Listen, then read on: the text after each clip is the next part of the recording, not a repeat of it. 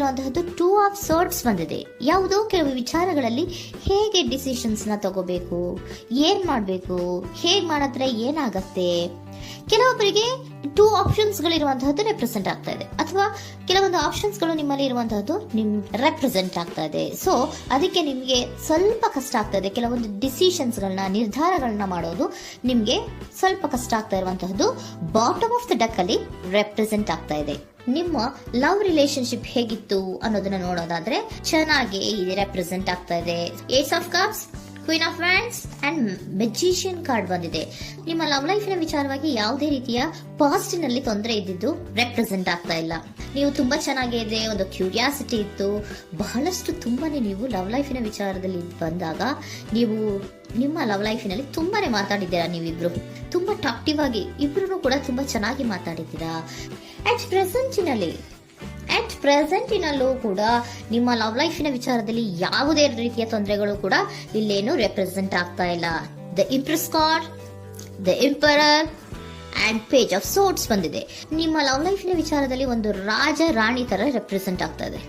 Impress represent ಮಾಡೋದೇನೋ queen ಅನ್ನ represent ಮಾಡುತ್ತೆ, emperor represent ಮಾಡೋದೇನೋ king ಅನ್ನ ರೆಪ್ರೆಸೆಂಟ್ ಮಾಡುತ್ತೆ. ಒಂದು ರಾಜ ರಾಣಿ ಅನ್ನೋ ತರ, ಒಂದು ಮೇಡ್ ಫಾರ್ ಈಚ್ ಅದರ್ ಅನ್ನೋ ತರ ನಿಮ್ಮ ರಿಲೇಶನ್ಶಿಪ್ ಇರುವಂತಹದ್ದು ಅಟ್ ಪ್ರೆಸೆಂಟಿನಲ್ಲೂ ಕೂಡ ಪ್ರೆಸೆಂಟ್ ಆಗ್ತಾ ಇದೆ.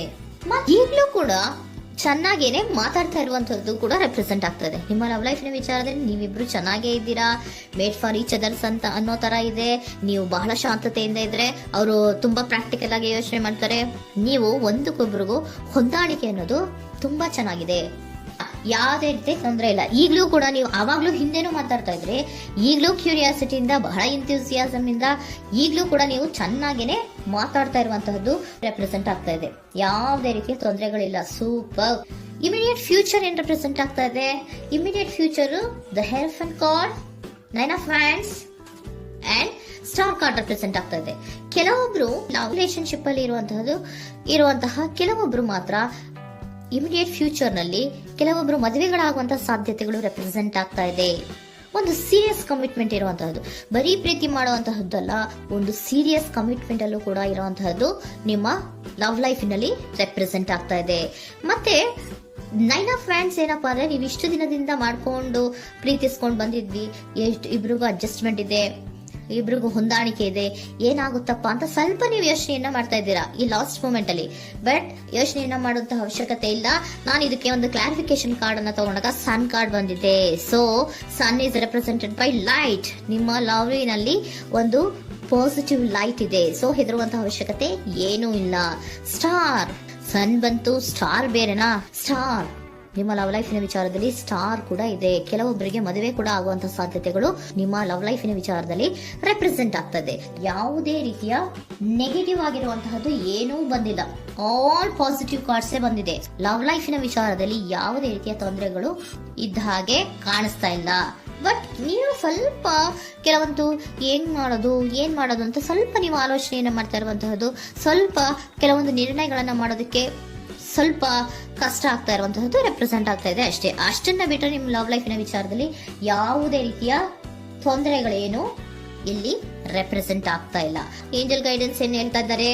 ನಿಮಗೆ ಫಸ್ಟ್ ಕಾರ್ಡ್ ಕೊಟ್ಟಿರುವಂತಹದ್ದು ಏಂಜಲ್ ಗೈಡೆನ್ಸ್ ಅವರು ಇನ್ ದ ನಿಯರ್ ಫ್ಯೂಚರ್, ಸದ್ಯದಲ್ಲಿಯೇ ಎಲ್ಲವೂ ಕೂಡ ನೀವು ಅನ್ಕೊಂಡಿದ್ದ ತರನೇ ಆಗುತ್ತೆ. ಏಂಜಲ್ ಗೈಡೆನ್ಸ್ ಕೊಡ್ತಾ ಇರೋದು ಬಿ ಅಸರ್ಟಿವ್. ಯಾಕೆ ಬಿ ಅಸರ್ಟಿವ್ ಅಂತ ಕೊಟ್ಟಿದ್ದಾರೆ? ಇಲ್ಲಿ ಸ್ವಲ್ಪ ಡಿಸಿಷನ್ಸ್ ನ ಮಾಡೋದು ಕಷ್ಟ ಆಗ್ತಾ ಇದೆ ಅಲ್ವಾ ನಿಮ್ಗೆ, so ಎನರ್ಜಿಯಲ್ಲಿ.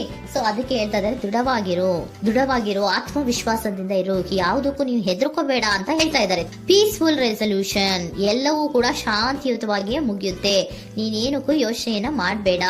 Meditation bring answer, meditation ಇಂದ ನಿಮ್ಗೆ ಆನ್ಸರ್ ಗಳಿರುತ್ತೆ. ಸ್ವಲ್ಪ ಕೂಲ್ ಆಗಿರಿ, ಸಮಾಧಾನವಾಗಿರಿ.